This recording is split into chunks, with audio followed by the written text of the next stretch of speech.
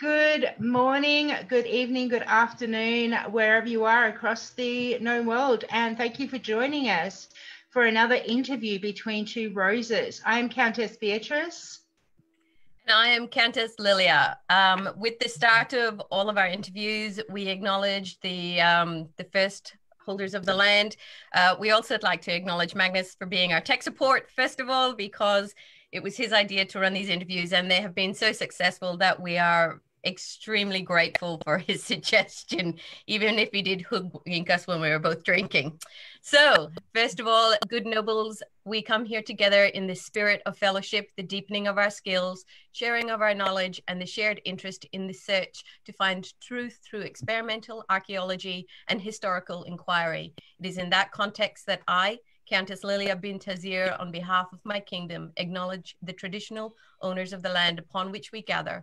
We recognize their continuing connection to land and culture, and we pay our respects to their elders, past, present, and emerging, and to the elders of other communities that may have joined us here today. Thank you, Your Majesties, for joining us. Thank you for having us. So, first of all, how do I pronounce both your names? Because I have a tendency to have an accent and it loses some of the context. Thank you for asking, because mine is mispronounced all the time. It's actually pronounced linen. Linen. Okay. And mine is very easy. Anton. Anton and Linen. Thank you so much for joining us. You are the King and Queen of Atlantia. Can you please tell us where Atlantia is mundanely for the populace down here in Lochac? So Atlantia is on the east coast of the United States modernly, and we are the mid-Atlantic states from Maryland down to the tip of Georgia. So that includes Virginia, Washington, D.C., North Carolina, South Carolina, and parts of Georgia. Excellent. And we're a former part of the East Kingdom, and we're a principality of the East, and then became kingdom in the way back. How many borders do you share with other kingdoms? 3. 4. 4. 3, 4. East. Meridians. Ethelmark. 3 or 4. Yeah. See, it's such an unknown concept to us because we are a collection of 4 islands, really, because we have mainland Australia, mainland, the state of Tasmania, and North and South Island, New Zealand, which is one kingdom. But I don't think it's that much different. We find that our groups on the border have a lot of exchange with each other and other kingdoms, but by and large, because of modern interstate systems, we tend to stay right in the central part of the kingdom because that's the ease of travel, which I think most kingdoms do. Do you know where your device and name came from? I know who they came from. They came from our first seneschal, who was a gentleman named as William de Monteagle. We all know him as Death Wish de Monteagle. And there's some stories about why he got that name, and those probably aren't right for this. But Death Wish de Monteagle gifted us with the name Atlantia, and I'm assuming, taking him on his best side, that's because we're on the Atlantic Ocean. And most of our awards have sea creature names to them. So we're a very ocean-oriented kingdom. Yeah, and part of the device actually is supposed to be symbolic for waves. So that makes sense. Yeah, absolutely. So what are some of the traditions that you have within your kingdom that are unique? I don't know if they're unique, but traditions that we value, I think one of the ones that goes a good ways back is our traditional tournament we have in the Christmas season that generates toys for underprivileged kids. That's been long supported in the kingdom and is a very, very successful event. And the Children's Fete at Penzig that we sponsor every year. is an Atlantean tradition. Other than that, I don't know that we have a lot of unique. Coming as a principality from the East Kingdom, we do share a lot with them. We're different, but we've got a lot of our original traditions from them.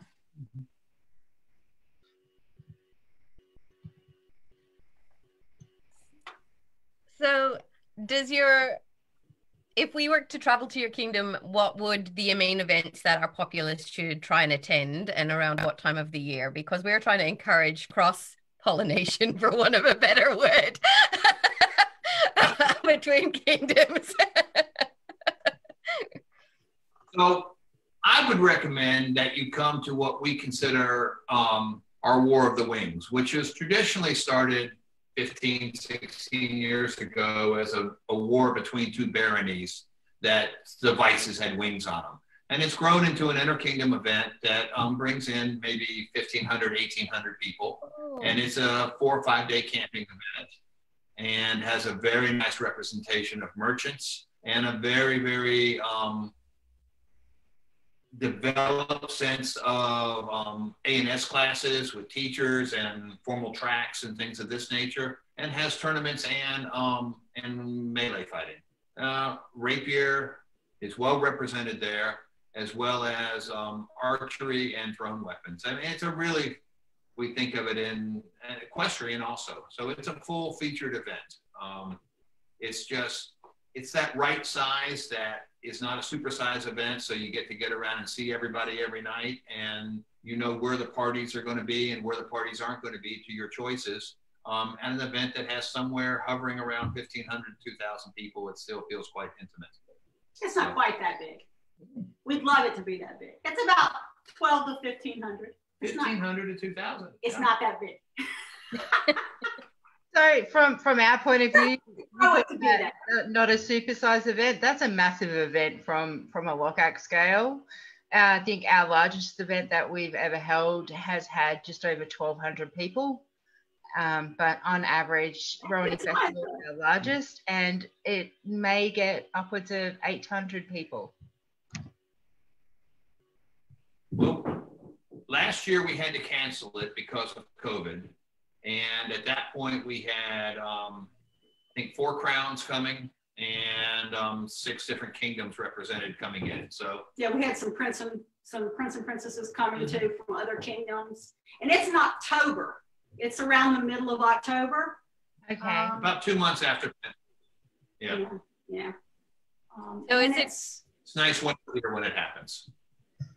So is it cold there? Because I live in the tropics. Oh.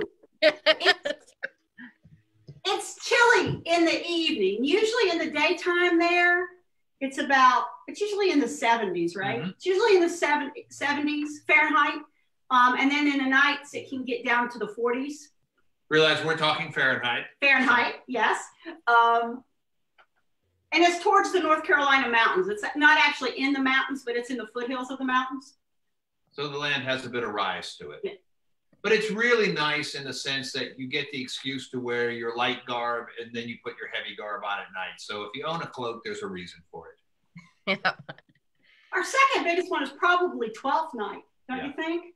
Yeah, I think 12th night. And we generally have 600 people. Yeah. 12th night, somewhere around there. And it just varies because 12th night is one of the kingdom events. And so it rotates throughout the kingdom. So we have several events that are designated as kingdom events, and that's crown and coronation, university, Kingdom A&S, and 12th night. And so they rotate throughout the kingdom. So sometimes they're up north, central, and then southern. Best we can. Yeah. What kind of event is 12th night then? It's like a Christmas celebration. It's a feast. Yeah, it's in January. It's usually the second weekend in January, and it's usually there's a feast. There's arts and sciences displays and competitions. Traditionally, there's dancing. Traditionally, there's a ball. Yeah, there's dancing and there's a ball. And then there are rooms set aside for like games and just hanging out. It's really a big social occasion. There's no fighting. I don't think, not usually anyway. No fighting. It's the kickoff of the new year for the SCA in Atlantia. It's the event that happens before tourney season start, and it's everybody getting back together after they've done family Christmas. So this is the family we choose, right? So this is our family Christmas. We exchange Christmas presents at it. It's a very gifty, drinky kind of occasion. Typically done in hotels. We'll take a hotel, book the ballroom, and do that type of activity. So for us, there's two very foreign concepts there, because our 12th night is in the middle of summer. So, right. So, and we do have fighting because we're nutcases in Lochac. But having events in hotels is something we don't do at all. And we do them very rarely. Yeah. 12th night is really about the only one we do in a hotel. Right. It takes a financial commitment from the kingdom because you have to sign up for liability ahead of time. We're in a position where we can do that in Atlantia. Didn't used to be that way, but we are these days. In the early days when we first reigned, we could not have done it to the same extent. Yeah. Everything else is either camping or it's day trips, just day events. Okay. So this is your 4th reign together, is that correct? Her 4th, my 5th. And when did you step up this reign? April. So 4th, I think. Yeah. So just after COVID hit? So in fact, we did our coronation as completely virtual. It was the first virtual coronation. We just went ahead and stepped up on our normal reign cycle. Coronation day to do the normal reign cycle. Yeah. So it was kind of an abbreviated court and coronation. And we were very lucky because our former king and queen, the king and queen ahead of us, are very good friends of ours. They only live about a mile away. So we were able to just come. We actually did virtual coronation in our backyard. So. And you haven't got any reigns? Like, so heirs? No heirs? No heirs yet. We're hoping to have that tournament in February. Right now, we have it scheduled for the first weekend in February. We're really ready to have some heirs. We really are. That's quite a bit from a few. Especially kings and queens have reigned previously, because this is so different from being physically active with your kingdom. So yeah, we've heard that a lot. So what are you doing at the moment?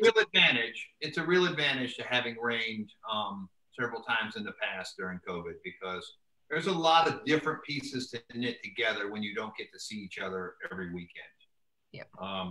Traditionally in an Atlantean reign, over the time of being prince and princess and king and queen, if you look at that as a 12-month period, we would probably be at 45 to 47 weekends at events doing that. That's not an unusual reign commitment for an Atlantean king and queen. So see, that's insane for us. You take all the events away, we struggle to keep the community knitted together. And we feel like that's our chief job during all of this. So. Yeah. So how long are your 10 years as prince and princess? 5 months. Okay, so it's almost a year. So 11 months, really. It is. It's been. And we view it this way. Our concept is that 5 months, we always assume we're going to have a first-time prince and princess. They need time to get acclimated. They need time to get their feet under them, develop what they believe are ideas, and put a team together. Figure out what's going on. Yeah. Right. And we rarely have any issues around that, because it's really a cooperative. Because once you get a prince and princess, you can now divide up who's going to what event at what time, and you get really nice coverage for different events. So this reign has become ironic for us, because so the last time we reigned was almost 20 years ago. Right. All right. So we had a big gap in between reigns where we raised 2 children. But what we had determined was that before we stepped up, we said, we are going to take away this whole emphasis on social media because there was so much on Facebook with people arguing and it causing divisiveness. And we said, we're going to take that away. We're going to not focus on that. And then this hit. And we're like, well, so we're going to change our minds. Absolutely, yes. So, yes, our entire plan was pretty much turned upside down. Yeah. Day one. Right. Did you have planned theater? Pardon me? Did you have planned theater for your reign, like a storyline or, something? Maybe not as sophisticated as what you're talking about, but we planned this reign to be Spanish for the period of Alfonso the Wise. 1250. Right. That's my persona. Her persona is Welsh. And so we were going to we've had a lot of German reigns. Oh my God, I'm tired of German clothes. So we just decided it was time to have a different wardrobe set for the kingdom. So done a lot of German and Viking. Yeah. Had a lot of German and Viking. So not a lot more sophisticated than that, but right. All of our virtual courts that we do now, we do a virtual court about every other week at this point, where we travel to different parts of the kingdom, sit with the Baron and Baroness, and we do a court and give out awards in that. All of those courts have been named for notable Spanish castles. And what's the one we have coming up? Regions. Right. Castile, I think. Right. It's Castile. So what we did was to try to keep with our Spanish theme, we went through and we took all the medieval regions of Spain and I divided them up. And for each one of those, I picked an important castle out of each region. And so each virtual court is supposedly at that castle in the region. And the Baron and Baronesses, get the court area set up and they do the work of getting it. It's nice. It allows us a little mini event. So yeah, we had a whole spiel, a whole, as you would say, theater or play scripted for our coronation, where we had the assembling of troops and we were, getting ready for war and yeah, none of that. Yeah.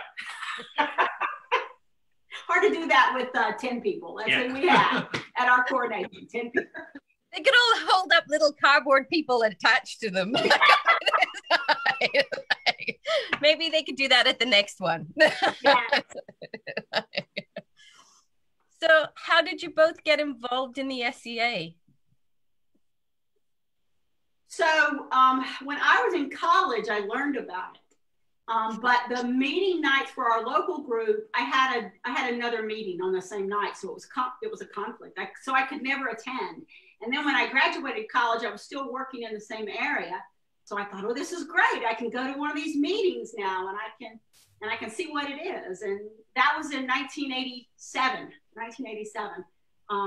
that I started going to local meetings, and then I just fell in love with it. I've always loved history, anyway, and medieval history in particular. So we were in the same canton. We're both canton officers, and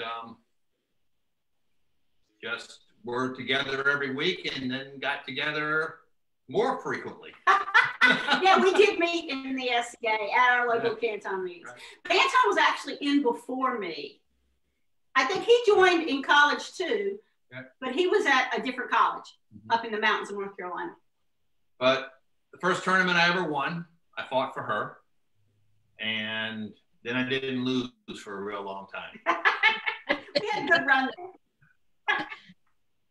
So it's a true SCA love story then. 33 years. Yeah. Wow, congratulations. That's awesome. Well done. Long time. It just means we're really old. No. No. It just means that you found your love. There's that. It's been great for us. We've loved it. So, obviously. So you were saying that you're Spanish and Welsh, like your personas? Yes. How did you choose your personas? Well, so I loved, in college, I took medieval Welsh and Celtic folklore. And so I fell in love with the stories from the Welsh Mabinogi and decided that I wanted to have my persona be Welsh. And then I started, doing research into names and historical periods. And mine is actually a little older than Anton's. I'm from early 14th century, so about 1310 Wales. So, we got to have Mr. King Edward Longshanks come and take all of our castles. So mine is a much more practical story. I spent my first year in a society in a wheelchair. Got injured at my first SCA event. It was a non-fighting event. It was a party, and spent the next year in a wheelchair. And as my friends were taking care of me, it became clear it was time to get a name. So they handed me what to name the baby book. And I got bored looking at that, and that therefore Anton was how far I got in the book. I did not even get to the beads. That was good enough. That was going to pass. And as for Spanish, it was a very simple thing. I looked at the clothing and I said, what would I like to wear in the climate that I'm in? These guys got it right. So not a very historically based one, but a very practically based one. Very practical. I think I'm still in a little bit of shock where you have gone to an event, injured yourself, ended up in a wheelchair, but it was no fighting or it was a party. It's not a normal story right there. It was a party, and it was at all things a holiday party. And yes, it was fairly unbelievable in its own way. There was wrestling involved. Let me put it that way. Of which I wasn't doing. And he wasn't part of the wrestling. I was an innocent bystander at my first event. Yes. But it was obviously a good fit because I've stuck around for quite a while. So. Hence why we sign waivers. Yeah. Back then we didn't. Not for that moment anyway. Oh, there's definitely more stories there. There are. So what year did you first reign? It was 1991. AS-24. AS-26. AS-26. 26.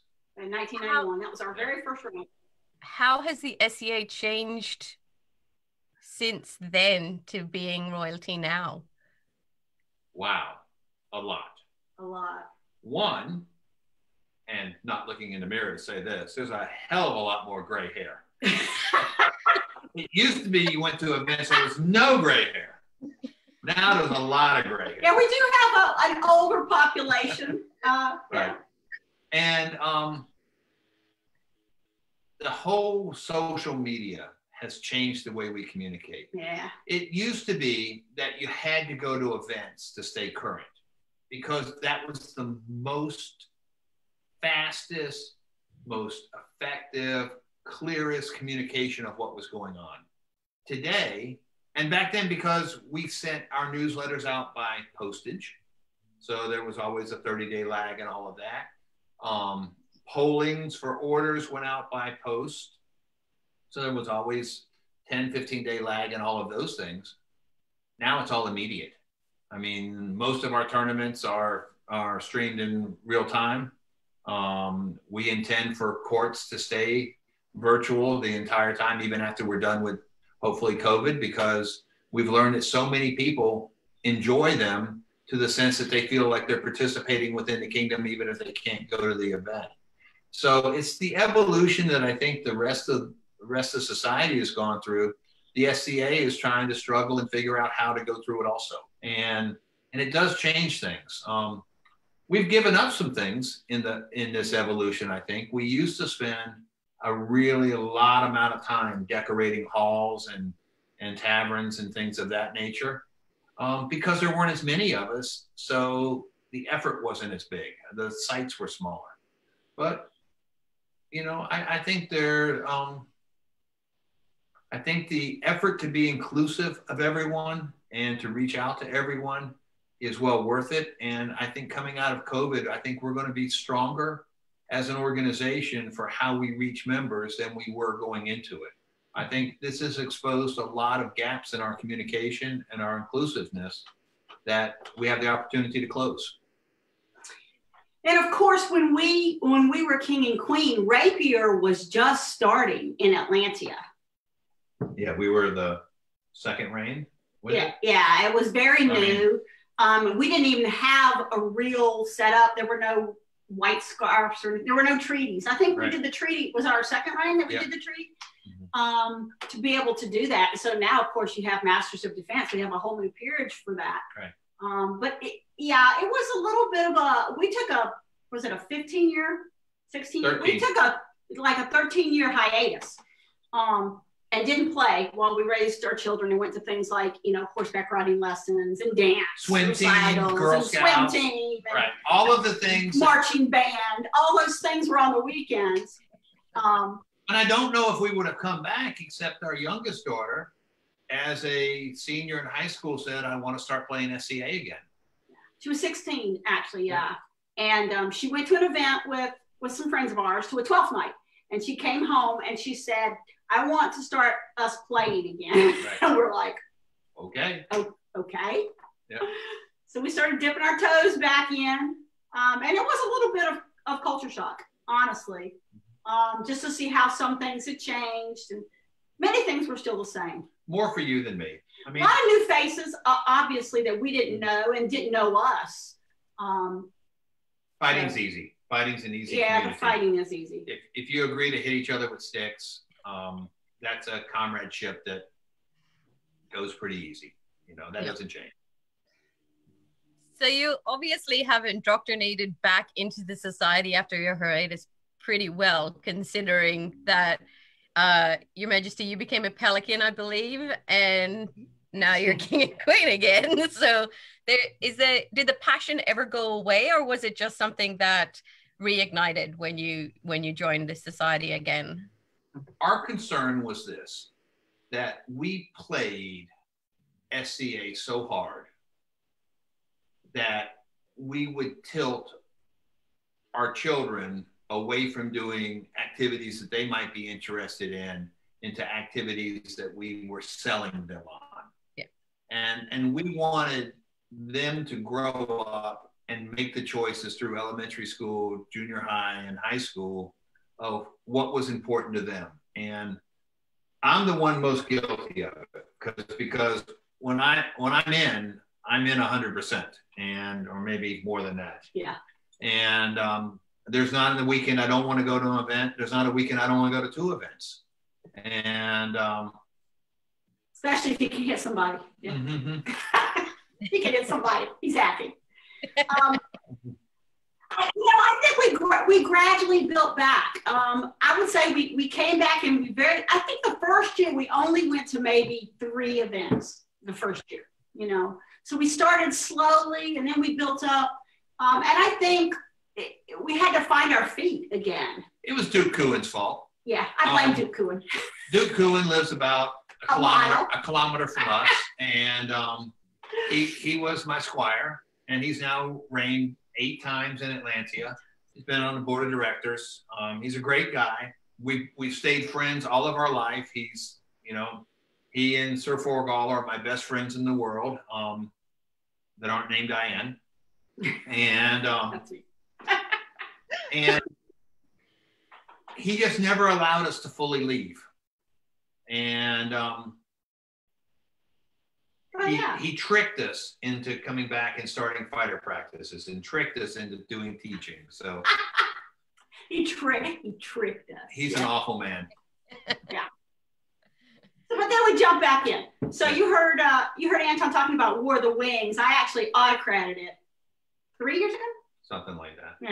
Yeah. So it was a pretty big. I had never autocrated a huge 12 to 1,500 person camping event. Although I had autocrated many other large events, our 12th nights, our crown tourneys, coronations. So that was a bit of a jump from taking a big hiatus and then coming back and jumping in with both feet. So In the deep end. In the deep end. Straight in. So I'm going to ask you what your proudest moments of being king and queen have been so far over all of your reigns. Ooh. Over all the reigns. That's a tough one. It's easy for me. He knows. Go ahead. In our first reign, we put in a tenure for Baron and Baronesses. Oh, yeah. Baron and Baronesses up to that point served indefinitely. And our feeling has always been that if you aspire to be king and queen, you aspire to be a great officer, you aspire to be a local officer, all of these are things that you should be able to aspire to do. You couldn't do that with Baron and Baroness because that never changed. It's like a Supreme Court justice. Likewise, those poor people never had a graceful way to step down. So back in those days, Hilary and Serendip was the seneschal of the SCA. So we talked to her and she said, we need to do this. And we talked to other board members and said, and this is why we were Prince and Princess. And they said, we'll support you. We need to do this. So our king at the time was Duke Olaf, and Oli is my grand knight. And we kind of talked it through with him, and he looked at us and went, man, it needs doing, but that's going to be an awful fight. He said, you sure you want that? I said, it seems like the right thing to do. And we did it. It was hard, but since then, it has worked out well over the next 30 years, so to speak, that Baron and Baronesses step up for a 4 to 6 year period. They step down. They're able to put a lot of energy into it, and then they're able to take a break, and they're rewarded for it, and they're loved. And then if they want to, they can come back and do it again. So I really think that's probably the hardest thing that we did. It was pretty good though. But it's worked out well for this kingdom, and I know a lot of other kingdoms have adopted the same type of thing, that it's not a lifetime appointment. And it's okay not to be a lifetime appointment. You're not failing as a Baron and Baroness if you step down. You step down because you put your effort into it, you grew something great, and now it's time to move on and hand it to somebody else. You know? Yeah, I think I'd have to agree. And that kingdom law has changed over time. The heart of it stayed the same, but they changed the years, you know, the tenure period. So I think we started out as 3 years. You could do 3 years, and they've changed it. It's gone. It went to 2, and then it went to 4. I think now it's a 3, and then you can re-up for another 2 with a polling of confidence from the barony members. But yeah, it's a hard job. Anton and I both agree that to be a Baron and Baroness is the hardest job in the SCA. It's harder than being a king and queen because you got to do it for 3 to 5 years. You take brand new people, you introduce them, you train them up, and some lousy household takes them. And then you watch your great works go on. But in all seriousness, it is so hard because they are our ambassadors with the Chatelaines to growth. And if they do a great job, you see growth and activity in those areas, and the rest of the kingdom benefits from it. So I think it's a high energy job. I really, really do. And I have great respect for all the people who served as a Baron and Baroness. It is a tough job. Yeah, it's one we wouldn't take. No, I don't think I do it. It's too much work. Yeah, I have to say I'm with you guys. I absolutely admire our landed Baron and Baronesses and the work that they do. And it is the long haul. You know, it is. It's pretty much seen as the sprint, whereas landed B&Bs are the marathon, and they live in that barony for a long time. Our minimum tenure in Lochac is 2 years on average.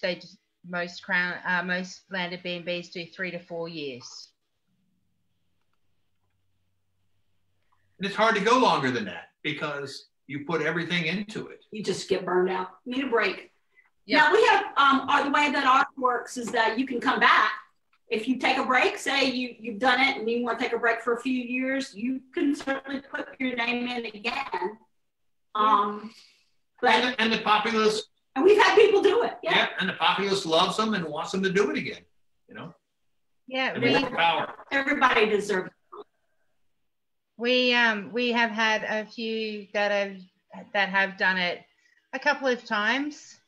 We currently have one Baron who is in his tenure over his second barony.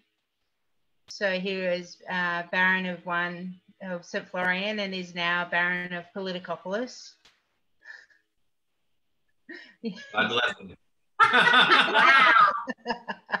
Drake did that as well, didn't he? He was Adelaide and then he's St. Florian, and Maddie and Rolf have done it twice down in Tassie. So, and they're some of our founding members of the SEA here as well. So they're just like workhorses, machines. We just like look at them and go, when are you going to lose enthusiasm? They just don't seem to. So we love people like that, because I think sometimes it's easy to sell the SEA to somebody who's new, but it's hard to retain somebody who's played and has seen behind the curtain as well as in front of the curtain. So that's the question that I wanted to ask you, is because you've played for so long, how do you retain the people who've put in the foundations and the groundwork and then watch their game evolve? Like, how do you keep those people playing?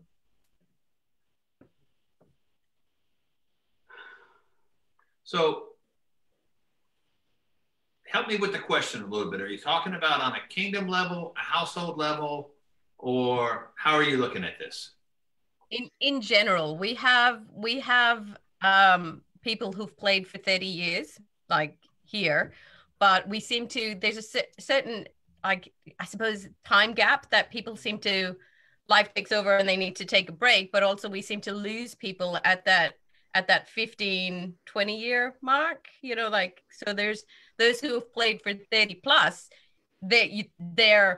it's in their blood. They bleed the SEA and they're evolving and they're constantly happy or aware that their history is part of what has built us. But we seem to lose like people at that time, like at that 20-year mark. So how do you keep people playing for that long in your kingdom?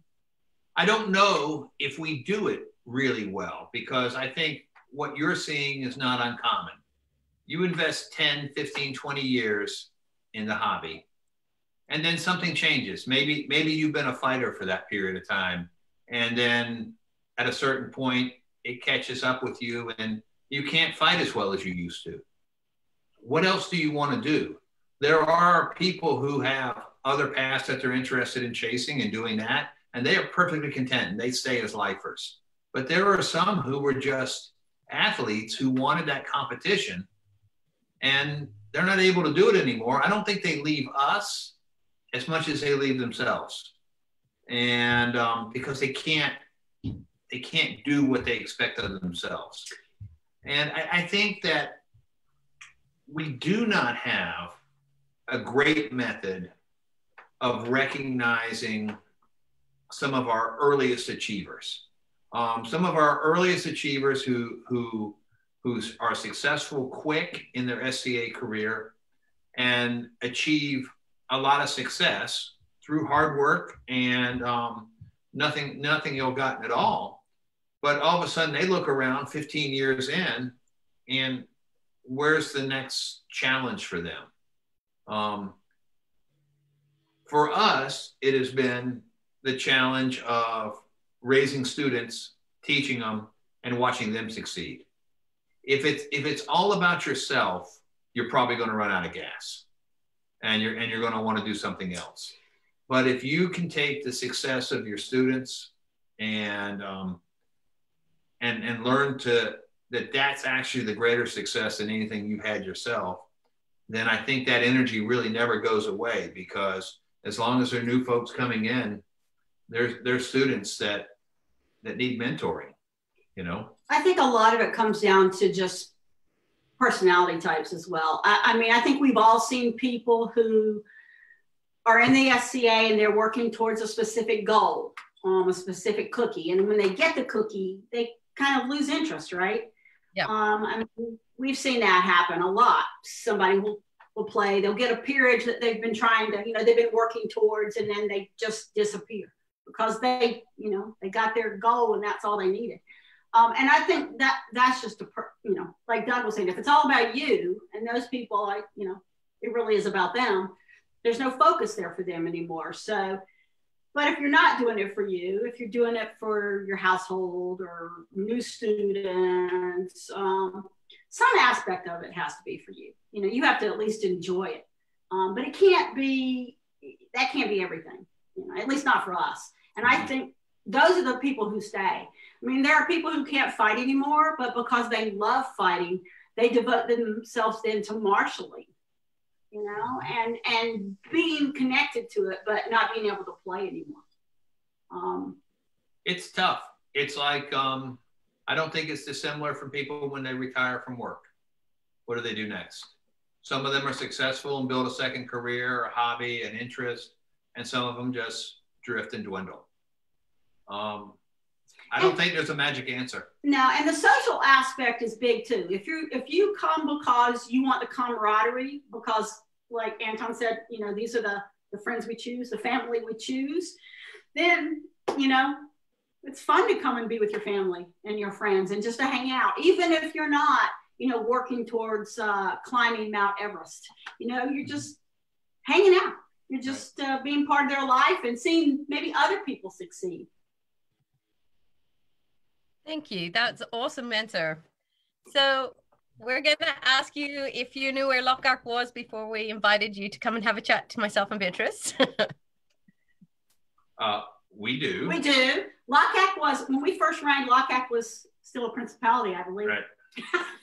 Became a kingdom during our hiatus. And in my modern work, I've traveled to Asia way too many times to ever think about. So not made it to Lochac. It just... We'd like to. We'd like to go to Lochac, but we haven't made it so far. Have you met any of our populists? Yes, we have. We have. We've met. More than that. We've met. Well, I know four of them. We camp every other year in Gulf Wars in camp run by my knight, Sir Forgal, which is the Moose Lodge camp at Gulf Wars, and 4 of your citizens attend every other year. Yeah. So we have a great time sitting and talking with them. And we've had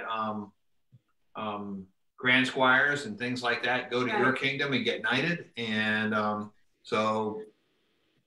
I'm trying to remember, what did the Aussies bring us? Some sort of a cookie where you did a slam with a... Yes. That's it. Yes.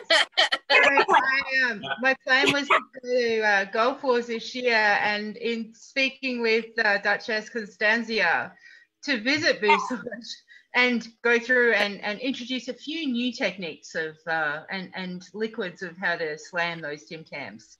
Yes, they seem to. Yes. So we had a great time hanging out with them. Yeah. We just sat around and talked. And then I think I met 2 other Lochacians at Penzic. I think they were involved in one of the food tents though. They were working. Maybe. I don't know. They were there. I met them. But I think that's it. 6. We believe there are more than that of you. Yeah, we know. I think maybe in the old days, I remember some people from Lochac coming to Penzic too, but it's been so long ago, I don't remember the names.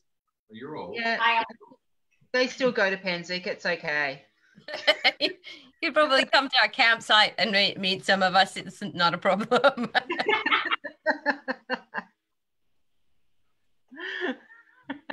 So, what's one of the weirdest things that you've heard about Lochac? I think the thing that's always sobering about where you guys live is the distances you have to travel to go to anything. Yeah.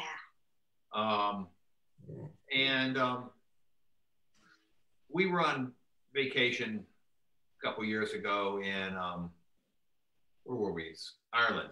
And ran into someone from Australia, and she said, it's just so much cheaper for me to come here and travel in my own country, because our airfares are so high within the country and it's so inconvenient, and we really don't have a road system that gets us long distance.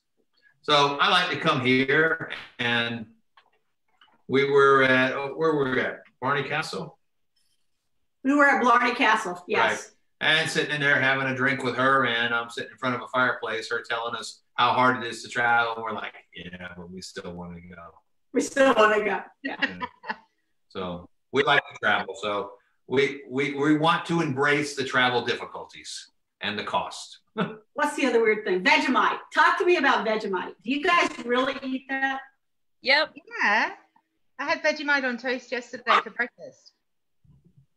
Our children are given it as one of their first foods. Like you give them Vegemite on toast and they suck it off the toast. So it's not like, it's just a part of. It's like peanut butter for us. Yeah. Apple Except butter. ours is salty. Yeah. Like ours is salty. So Yeah, see, apple butter is not a thing here. apple I've butter. It's not a thing for her, but I love it. Yeah. Is peanut butter a thing there? Yeah, peanut butter, but it's very different to American peanut butter. Yeah. Mike. Yeah, okay.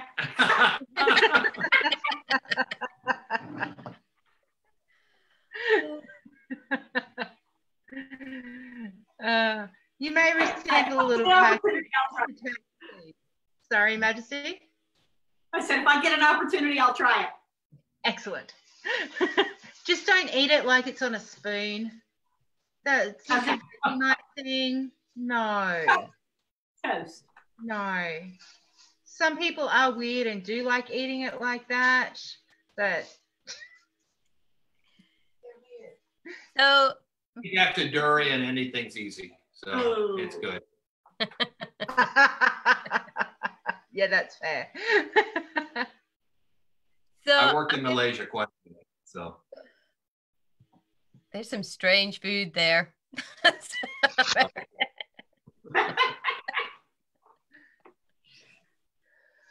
So what is your favorite story to tell about the SCA and your experience in it over a campfire at the end of the night?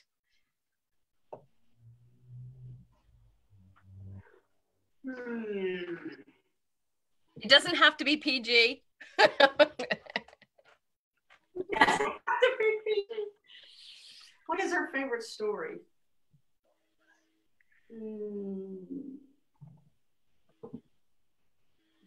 So I have two stories, two things that I always fall back on when I've had enough to drink.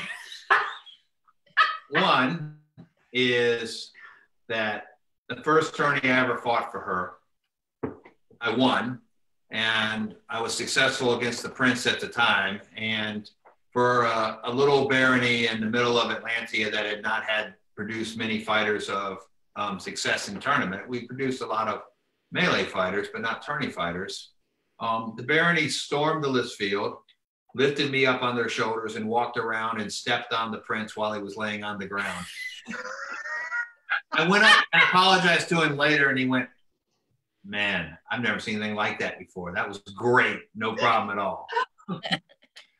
And so I like that story because it showed me in a very early lesson of what a prince should be. That you've got to let your people celebrate, and whether they celebrate with or over you, it really doesn't matter. And it was an excellent lesson from Earl Dobbett at the time, and I've always kept that very close. And then the other thing is, I'm incredibly proud of the number of students I've had that have gone on and finished. They're great. I've had unusual number of fantastic students that have overcome their teaching and just become peers and done great by themselves. And we have a lot.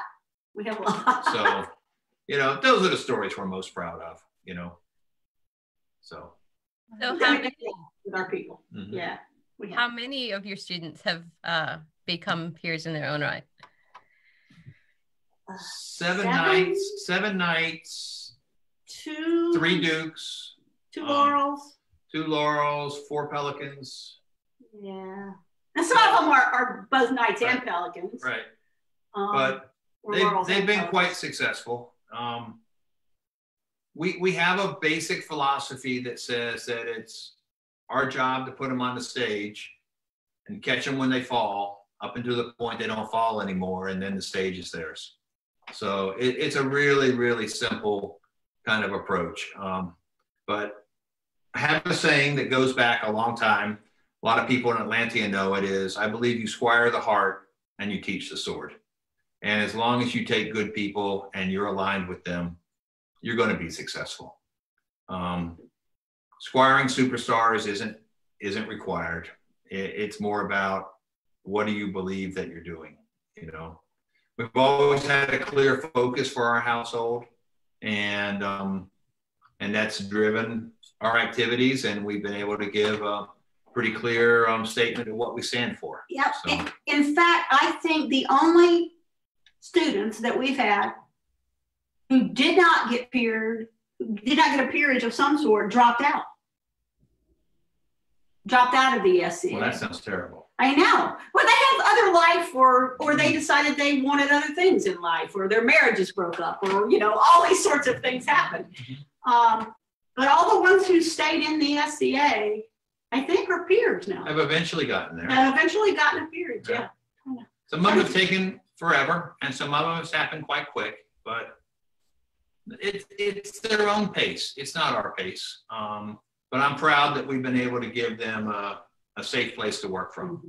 You know, we were really looking forward to this year's, I guess it's, Penzic, and the previous year's Gulf Wars, because while we're king and queen in Atlantia, one of our former squires, Martin, is king of Trimaris. And one of our other household members, who's one of Forgal's people, is the king of the East. Yeah. So we were going to Tyndall. Technically my squire brother. Right, his squire brother. So we were going to have like an East Coast run, you know, where we all banded together. Yeah. Oh, if we'd have known that, we could have had the three of you on here. We may still do. and go from there. You could still do that, make this happen. Well, we all like each other. We all like to do things with each other, so that makes it easy. It would have been easy, but we've had a great time with this. I hope that comes through, because we've had fun. We continue to have fun, and I think COVID is a huge challenge for us. But I do believe in my heart of hearts that we can come out of this as an organization stronger if we are smart. And I think some of the stuff like you guys are doing here is part of it. I think we have to make it more accessible and easier for people to enjoy and do and feel a part of. And I'm not sure we've done a great job of that in the past. We thought we were doing right by focusing on events, but events don't bring everybody. You know, in-person events. Yeah. Right. But now we have the technology to fix that. And I think we would be foolish to turn it back once we get events going. Yeah, we had a virtual university. The very first event that we did after all this hit, it was a virtual university, and we had more people. I think we had almost 600 people. Over 600. Over 600. It was the biggest university ever attended in Atlantia. We had people from, I want to say, 7 other kingdoms. There were a lot of other kingdoms who came and attended our university. So, you know, as much as I hate to say it, you know, I think virtual, at least in some aspects, is, you know, it's the way to go going forward. It just allows so much more participation by people who can't always travel, you know. So we're looking at kingdom expenditures to do amplification of sites, so we can spread cord out so people have social distancing between them.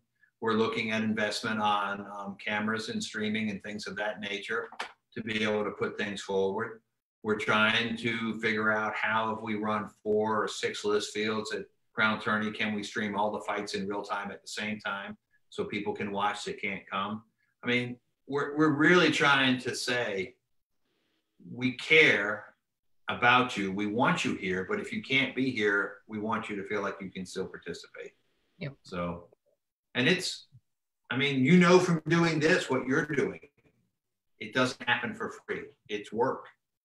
and it takes work every time you put one on. I know it does. Yeah, this is the hardest rain we've ever done, I'll tell you. And in-person events, that kind of rain, that was a lot easier than this. Mm-hmm. Yeah, that's a consistent message that we've had from quite a lot of the crowns that we've spoken to. So, Your Majesty, you didn't give us your favorite story to tell when you were drinking. Wow. I have a favorite story. You do. You're just chicken.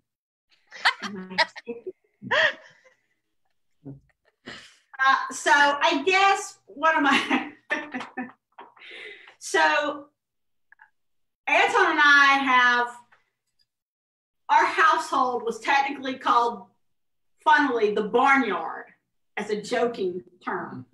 And it started out because Anton calls me modernly, and in the SCA, cow, which everybody gets a totem barnyard animal. Everybody gets a totem barnyard animal. So I was a cow, and he was, his personal arms are Checky, black and white Checky. So he was called the Checky Chicken. So throughout our time with our household, our squires found new ways to play that up. And in fact, I received so many presents. I think my very first one, when I was a princess, I got a salt lick as a footstool for court. I had a Viking chair that was in black and white cow print with pink udders underneath it. Let's see, I got given Checky chicken slippers, and then at that event, they had left little chicken footprints all over the sidewalk that they put down with like chalk. One of our squires used to joke that he was a master of bovine jitsu. Anything that could be about the cow or the chicken, they would do. And it got to be so good that we had an event up. It was in Caremere, right? The Richmond area of Virginia. And it was a team where they were, and correct me if I'm wrong, they were in teams to go into the woods. It was a forest hunt. It was a forest hunt. Where we fought the traditional creatures of Robin Hood and the Arthurian legends, the Green Knight, and all these kind of folks too. Right. So all our squires, and this came out of nowhere, they came out with little Chicken Pete outfits on. And Anton was wearing a cow outfit to go into the woods. So they were all, in their funny household paraphernalia to go hunt people. So it all came from the idea of all these people picking these totem animals for themselves that are all these magnificent beasts. So I just decided that it was time for them to get a reality check, and they were all going to get barnyard animals. And so we have a full barnyard. We do. We have some eccentric barnyard animals, but yeah. And cows have been reserved for duchesses. So all the duchesses pretty much have a cow, and they have a breed, and they get a little paper on their breed and all that kind of stuff. So Nice. You gotta really have a certain amount of confidence to pull that off, Yes. And it does kind of bring everybody down to a level where it's like, this is still a game. You're supposed to be having fun and poking fun at yourself, the people that you love. People do seem to enjoy it, and there's no magnificent lions. There's like a barn rat. A barn rat. Yeah. Yeah. So this is probably more than you probably wanted an answer, but anyway, it certainly is local color. You need to watch a couple of Australian movies. One is called Babe, which is about a pig. The other We one. love it. That'll do, pig. That'll do. And, Yes, we use that terminology when we're teaching quite a bit. That'll do, Squire. That'll do. Charlotte's Web. Love it. Sorry? Love it. That's a good one. Yeah. Yeah. So I'm old enough that I only know it in book form, though. What's the one where it's the dog that looks after the penguins? There's that one. Australian movie. I'll have to find it and put it in the commentary. There's an Australian movie where there's a dog that looks after penguins, and it's actually based on a real story of an island off of Australia. And we were like, what? Wow. Crazy. So I think he's a herding dog, some kind of breed of herding dog, but he just a border collie or something, yeah. So unfortunately, Your Majesties, we've actually reached the end of our hour with you, and it has been amazing to get to know you a bit better and to actually pick your brains about how the SCA has evolved, but also how to keep your passion in the SCA. You're both examples of that, true examples of that. So thank you very much for joining us. Thank you. And thank you. We've had a great time. My gin and tonic is empty, so it's time to move on. It's good timing. It's the perfect amount. Have a good rest of your Sunday there in Saturday. She said Sunday. Saturday. No, Saturday. I thought she said Sunday. I need more. Well, thank you from the Cheers, future. guys. Have a great day. And thank you to everybody who's watched today. We're very excited to have had King Anton and Queen Lilya on our show. Please join us again for our next interview, which is at 1 p.m. Eastern Time, 2 p.m. Australian Daylight Time, with the King and Queen of Antia. Until then, thank you very much and enjoy your afternoon, evening.